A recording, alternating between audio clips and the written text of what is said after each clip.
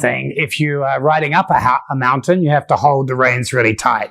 When you're going down a mountain, you have to let them go and let the horse take you. I want to talk about the heart and I want to talk about love, but I can't do that yet until we realize what an imbalance we live in, like fish in a sea. This humbleness in the heart that knows how to love has to realize that we have preferences.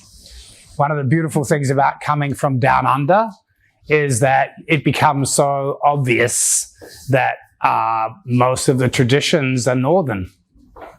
You know, like in the middle of summer, we wear a little red outfit with fluffy sleeves and talk about reindeers and Christmas trees, because it's a northern tradition that we just have imported down under and not even really worried about how crazy that is.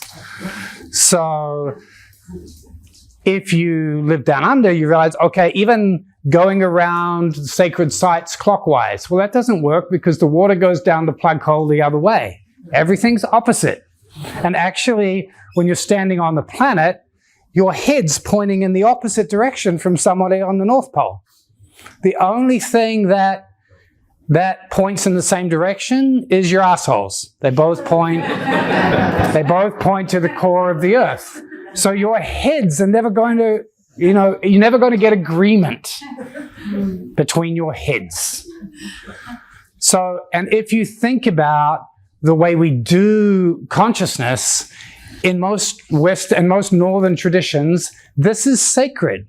This is where you wear your yarmulke or your crown or the Pope's hat, and your right hand is sacred.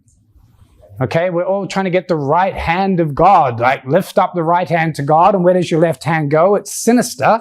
It goes down and wipes your ass. Okay, so the truth is we don't live inside ourselves in a full love of both halves of our duality. And even on the planet, it said that every few thousand years, the magnetic poles of the earth change. I'm not talking about the earth spinning upside down, I'm talking about the magnetic poles. And already we're at the beginning of a change where the compass points in different directions and little pockets around the earth. The earth is flipping so that the North Pole becomes the south and the south becomes north. At the same time, our spiritual traditions are flipping, like in Christianity, from Jesus, who was like, my kingdom is not of this world. I'm ascending out of the physical world into the subtle world. And they said the next few thousand years in the Christian tradition would be ruled by Magdalene, which is that energy of coming down and making the body sacred. But until our asshole is as sacred as our crown, we still live within a distorted reality. We still preference one side over the other. And it's so deeply unconscious that it's hard to break. It's hard to break the fact that we do not yet see matter as inherently sacred.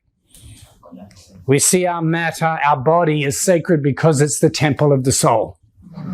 Or we see here in Israel, the land is sacred because the prophet walked there. And God spoke to Moses or somebody in this place, and that made it sacred. But actually, in Maori tradition in New Zealand, the land is inherently sacred. It's not sacred because of its relationship with people.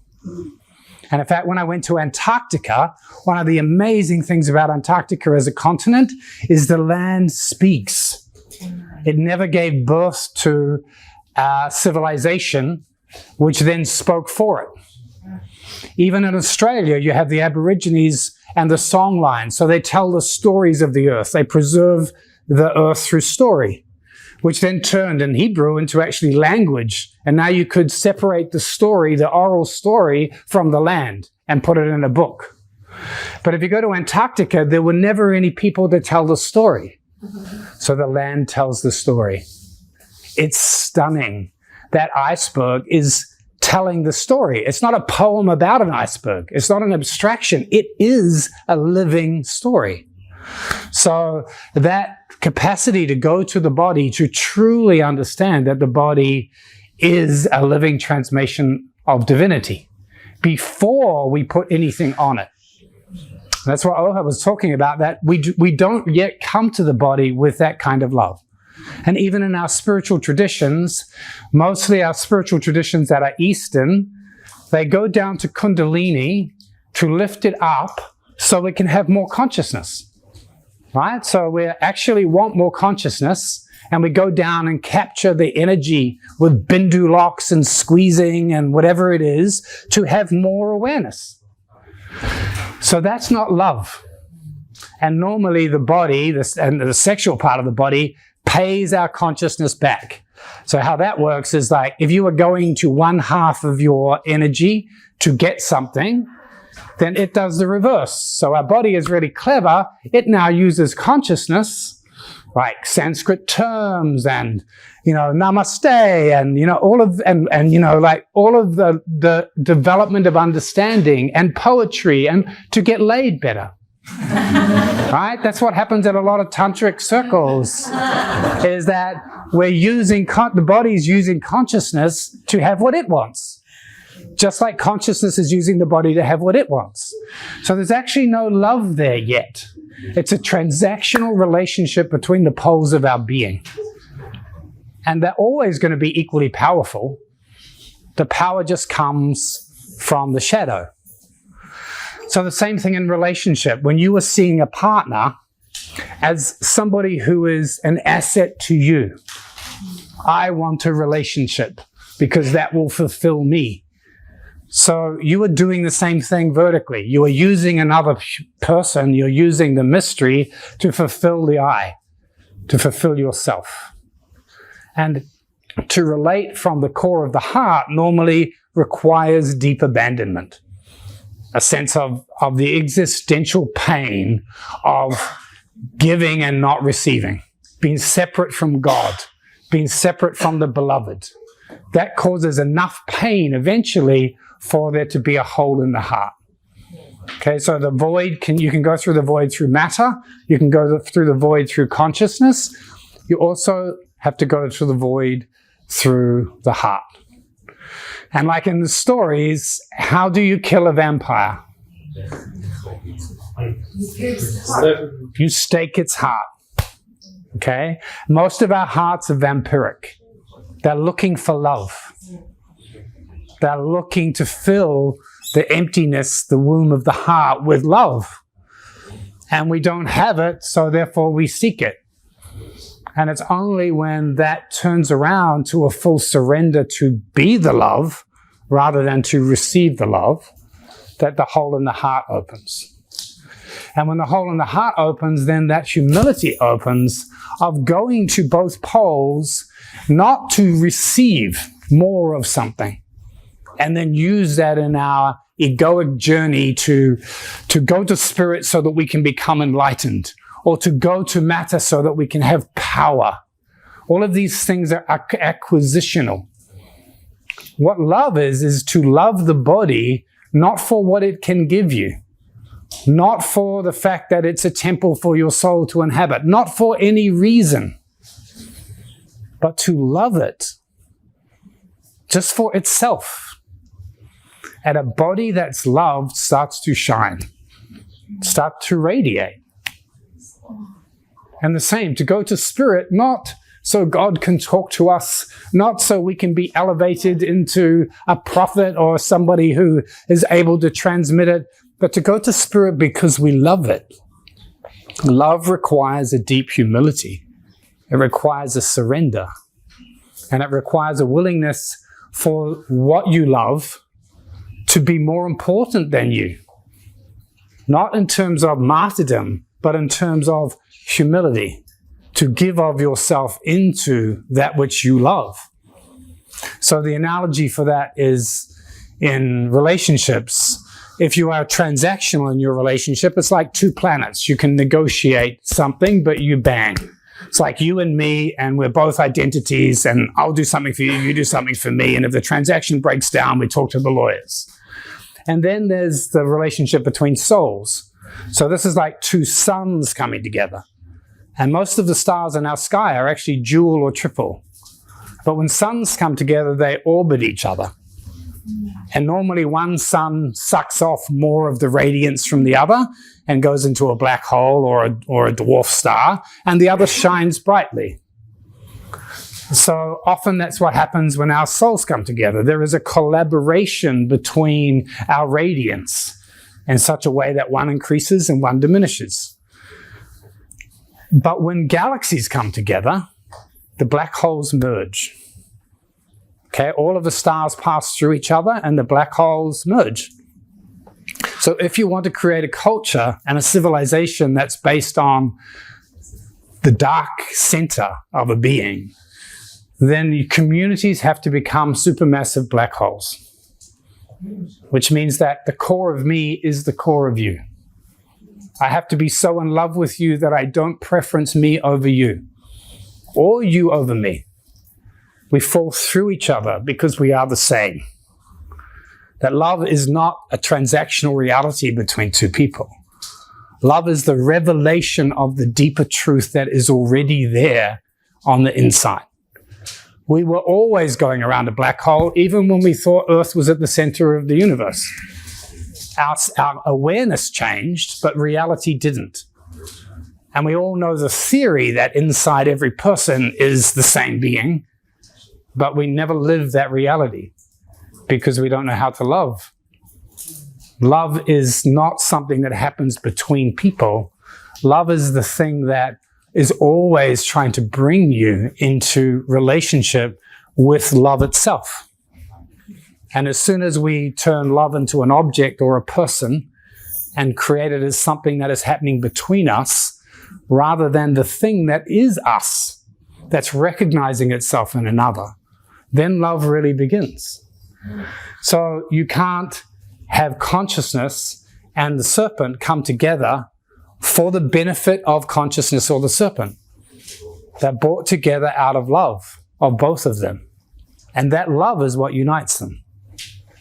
So the power of the void through the heart is the surrender of the identity, the entity of the heart that's seeking love into love itself. And that love is what will always give equality. It's the same as in the gender battles. Unless you can give your masculine and feminine equality in your own heart, there'll never be equality in the world. Because you always will have your identity as a man or a woman. And if you have your identity as it, you can't threaten it with the opposite. And there'll never be equality between the serpent and the sun unless you have brought them together in yourself. And the only way to bring them together in yourself is to love. And that love is what's underneath both of them. So the center of any temple, you know, one of the reasons that we have Eros so strongly in the center of the temple in Ishtar is because that energy has been repressed. And it's the same as, like, we have to give special attention to the arsehole, because you can't bring two things together that don't feel like they're even. The feminine has to have risen in the world more powerfully before it can marry the masculine, because it hasn't been preferenced. So I told you you can move your bodies. Because I come from down under, I'm specially entrusted by the universe to give your bum a blessing.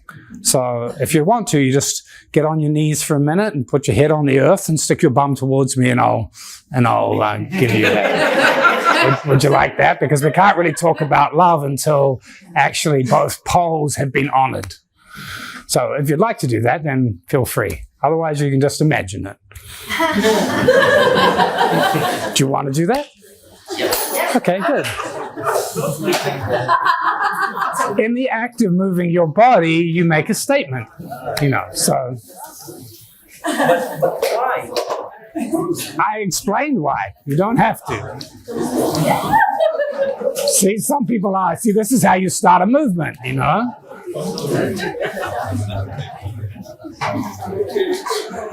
So I'm using my Swami Bhamananda archetype.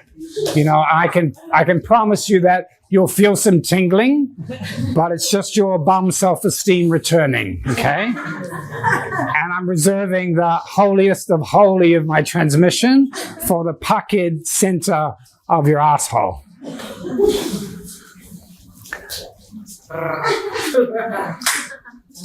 Okay, so now you've received a down under blessing. Okay, so you can't bring two things together that don't have equality in your own system. That's it. That's it. That's it. You got it. I don't have time to give you the full transmission, so that was just a brief one.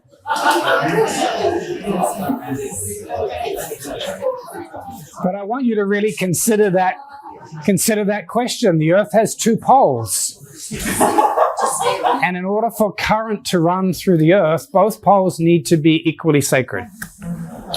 And to consider inside your own being, inside your own heart, where actually is there equality in your system?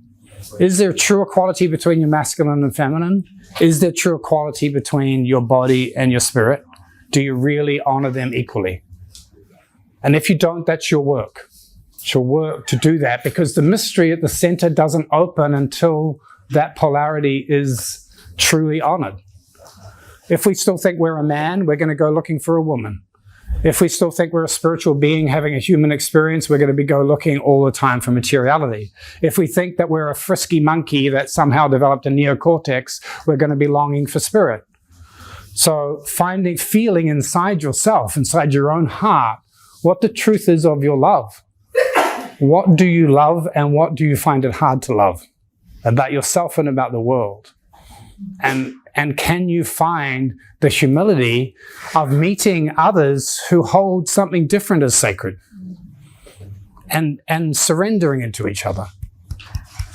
So really deep and fast growth happens, not when you convince other people about the sacredness that you hold, but when you meet someone who holds something that's exactly the opposite of the sacredness you hold. And together you surrender. You surrender together into what's behind the duality. So this is non-dual relating, as opposed to non-dual consciousness or non-dual going through matter. And the heart that can do that isn't afraid of anything, because it's not protecting some concept of love and some experience of love. It's humbly going towards everything with the expectation that there will be difference, and that you can find a way to merge with that difference, like galaxies merging to create something that's much greater. And any community that wants to have love at the center has to eventually find that way to merge the core of each individual in such a way that there isn't just independent sovereignty. There is something that's at the core of everyone, that's at the core of the community. And so that love only can happen if you first of all balance your masculine and feminine and your consciousness and your body. So we're going to have an opportunity in the temple tonight to really feel the truth of that for ourselves, because all initiation is self-initiation.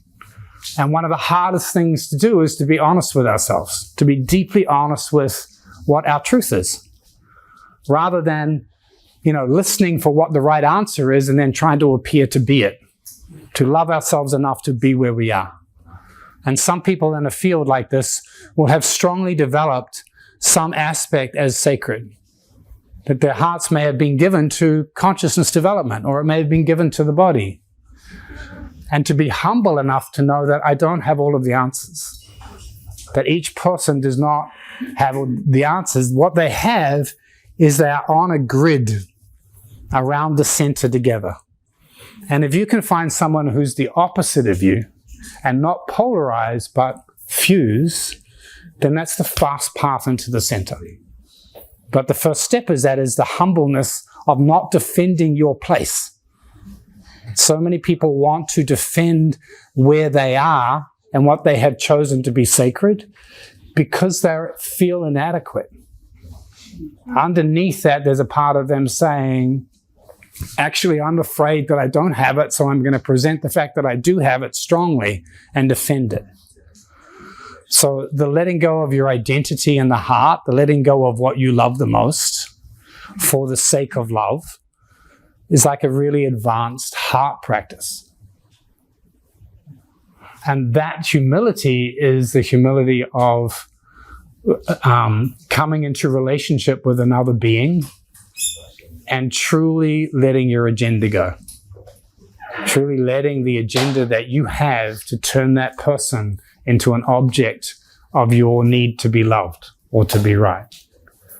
And my experience in teaching is that almost everybody inside their heart is afraid, is deeply afraid. That none of us are fully here as the love that we are here to be, because we never came in and received it.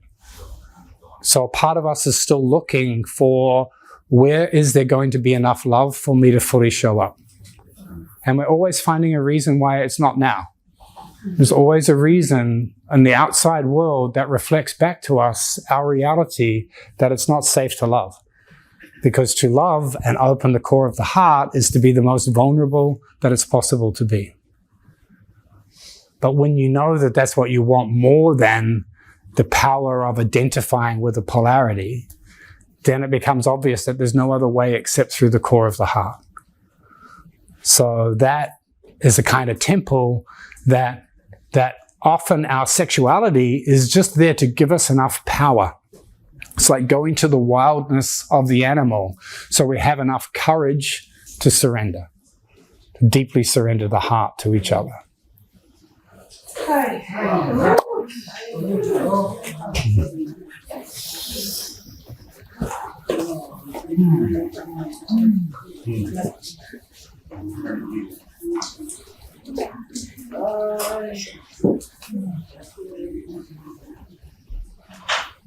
So, deep breath.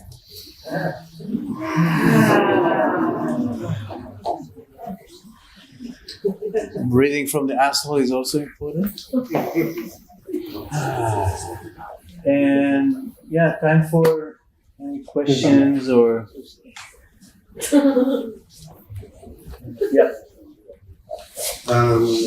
You talk about straight Kabbalah and upside, and also you on the polar system that they go outside in the upside, but it still be in a duality between positive and negative, just upside down. And from what I understanding, it's not the polarity; it's the emerge of the polarity.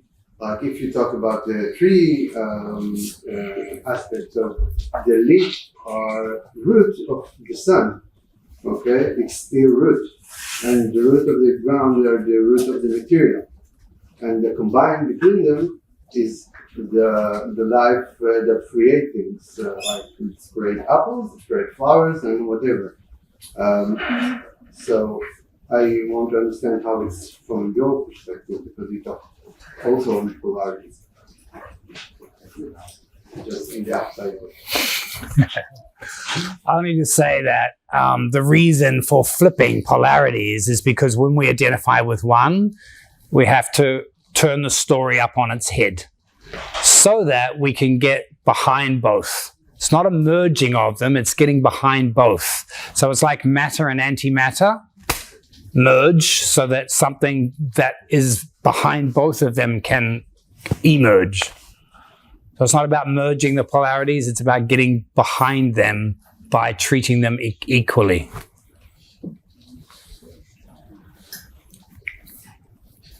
Yeah. See it's not completely in the center, but there is a heart there. Yeah.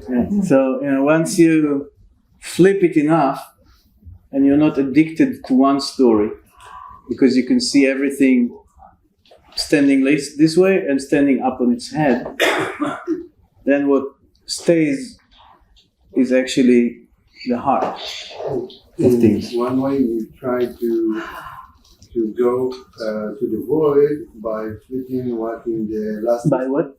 By flipping what in the last history was always working with the light, so you are working with the opposite to go to the void. Yeah. This is what I understand. And actually what happens inside the energy being of a human being is that we we relate to our earth power through Kundalini. So this is the chi of the earth. And we relate to our solar power by the descending current. And if you think about the planets, the earth sits within the heliosphere. So the sun is always shining on the earth. But then that sits within the sphere of the galaxy, which is full of dark matter. And that in a human being comes in through the back of the heart. So the earth energy comes this way, the solar energy goes this way, but the dark light comes through the center of the heart. Okay. Yeah, I'm just noticing that all the questions until now came from male bodies. Yeah. I don't have any questions. Yeah, whatever. Yeah. Hi. So, we're talking about how we need, we're looking for a space where we have enough security and enough love to meet love. Yes. And my question is about self-love or self-containing. That I feel that in order to really allow, to feel secure and allow the love to really totally love, one needs to love itself. That's the real ground that we can allow ourselves. I understand what you mean. But What do you say about that? who is it that's loving yourself? It's all my parts. Yeah. So, I mean, I get the concept. It's a very popular concept of loving myself, but Or accepting myself. yeah, like having all of your parts loved, which is why you love both polarities. But also self-love can be narcissism, you know, like in that sense of like continually focusing the energy on ourselves, and we're a never-ending work in progress, and we can't love ourselves, we can't love anyone else. But actually, when there is no self, there's no self to be preoccupied about, there's just love, then we lose ourselves in that love. So sometimes loving oneself is a never-ending journey, like getting enlightened. So just to be aware of that.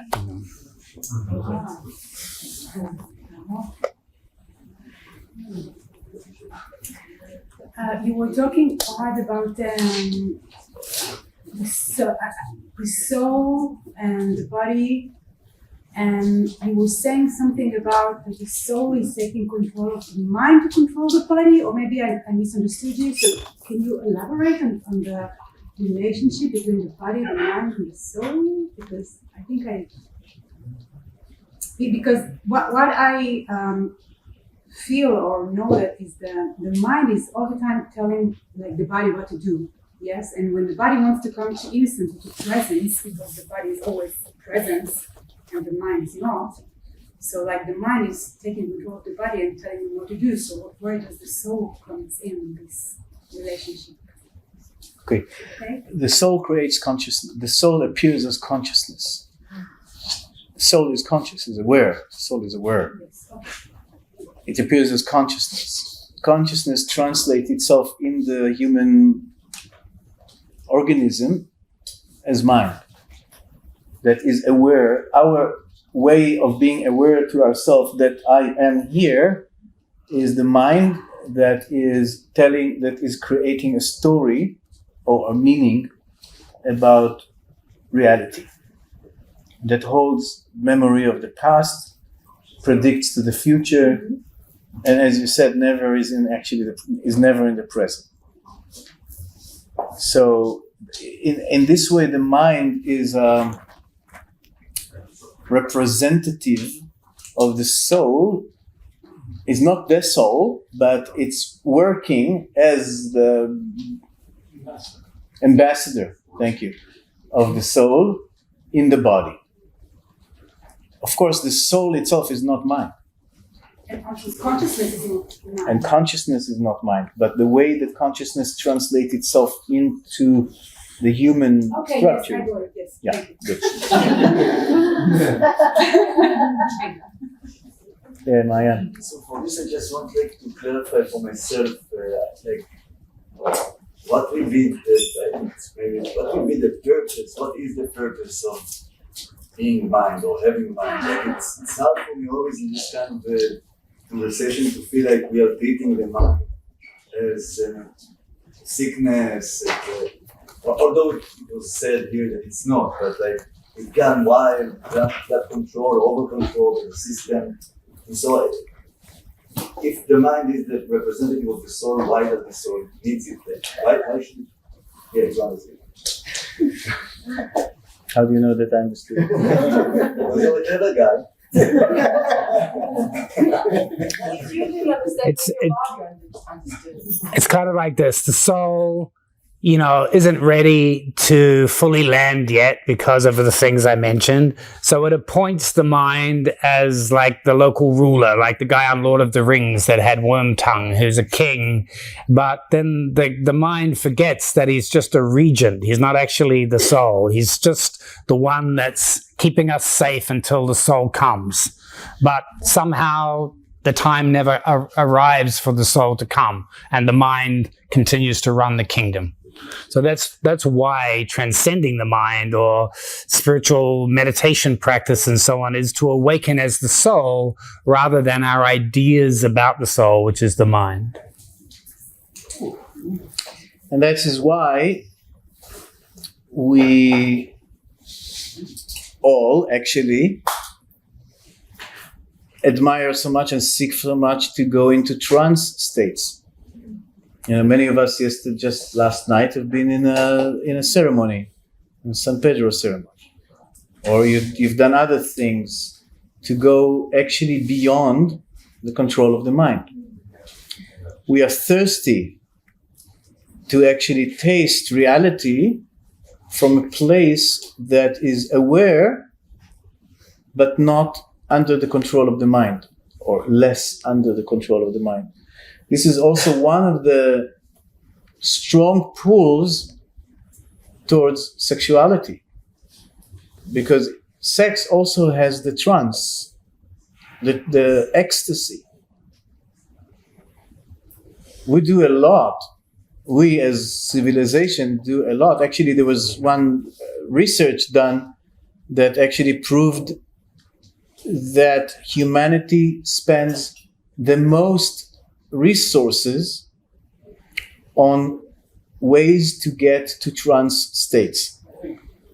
Not for military, as you would think, and but to get to trance state. If you take everything, including movies and culture, a lot of things are actually humanity trying to get out of itself. It's in the book Stealing Fire. Very beautiful research that was done. We are thirsty to go into trance because we know deep inside that as much as the mind is important, and it is important, you can't drive a car without the mind that is basically reading reality and saying, oh, this is red means stop, green means go, whatever it is. You need the mind to map reality and to navigate through that. But we all know that it's not enough, because reality is more than the road. Because reality has more depth than the mind can grasp. So what we want is not to diminish the mind or let go of the mind, but actually just to come to humbleness. That's the most difficult thing sometimes for the mind, is to be humble enough, to serve, to be the servant and not the king. Okay, that serves my question. There's so many ideas that the two of you, and that's so much beauty in this ecstatic current that you both hold, bringing knowledge, transmitting ideas. My question is around what do we do that? Here's a drive. Somehow in a way maybe ready to be each of us holding their own ecstatic current to share between us. So if this tribe would be asking, what is the next step for us, or what is the wisdom of the current, the ecstatic current that you're giving us that we don't know as a collective? Yeah. What is it? And if it can it be brought to words, or how? I'm being very humble with all these ideas, but what to do? It's a really good question. It's a question we talked about before we came, because both in our own way, we hold points for something. At Haydn, where I am, I hold point. For the first 3 weeks of a mystery school, I hold the dark center, because the danger is that if you are holding something that people are not actually vibrating inside themselves, it's just a concept. And there's a part of everybody that would like to kill the king or the person holding, because we've got it. We can do it ourselves. Like, it's consensus, and we don't need gurus and teachers. But if they actually don't have what it is, then the life is not held together. So it's both a transmission that takes time to vibrate inside somebody, as well as pointing out instructions, which is consciousness saying, look here, like look in this direction. And when that starts to vibrate inside somebody, then they are starting to be run by the same thing. So how to propagate that in community without letting everything become shallow is a difficult journey for people like us, because they have a responsibility, but at the same time, they don't want the role. So that's like letting yourself be eaten until you're not needed anymore. But there is something that's been held that is invisible to most people.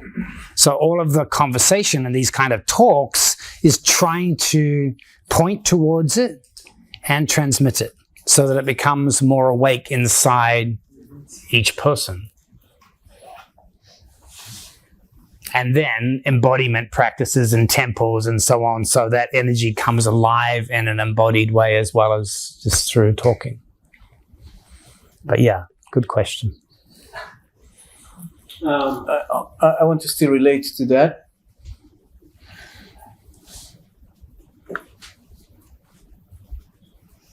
There is a way that it's also not a good question.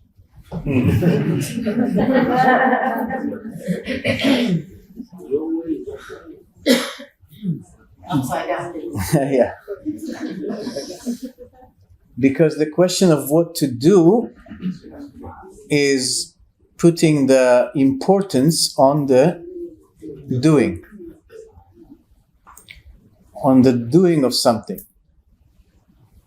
And if you can't do something, maybe it's pointless.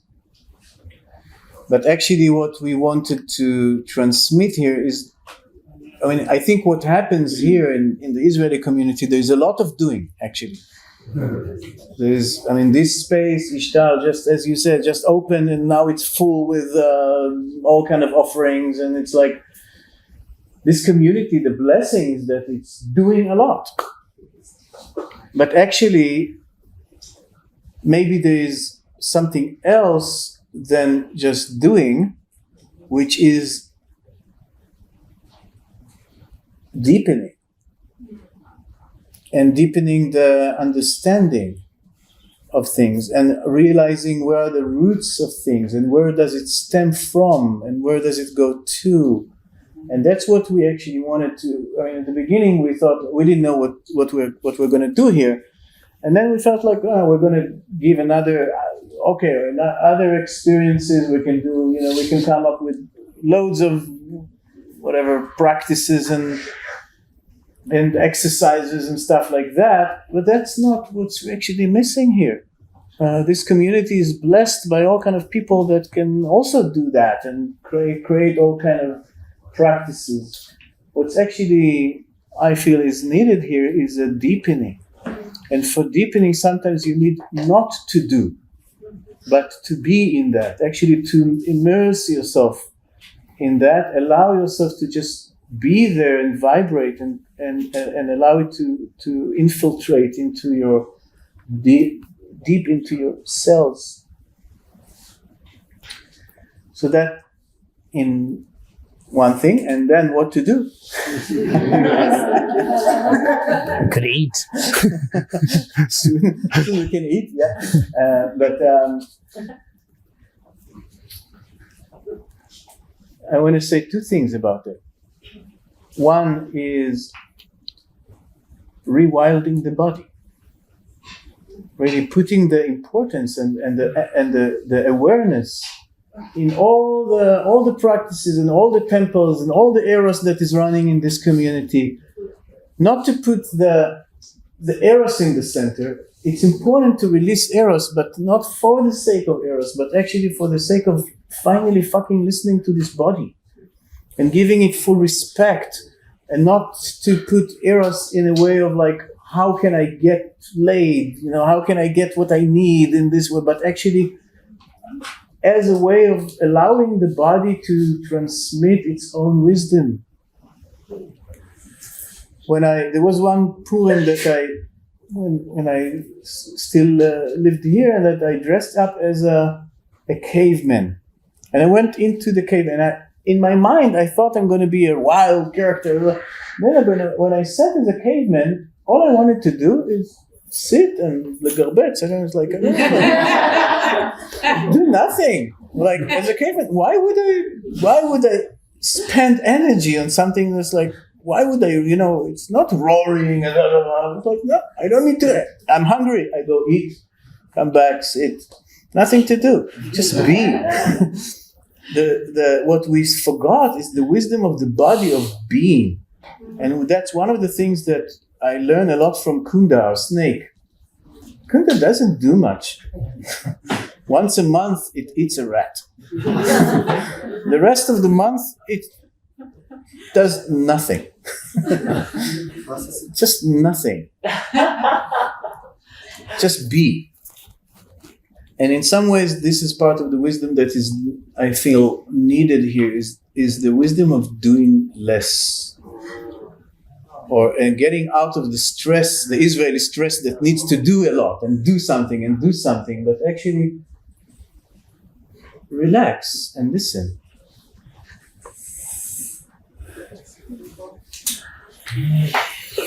Should we break?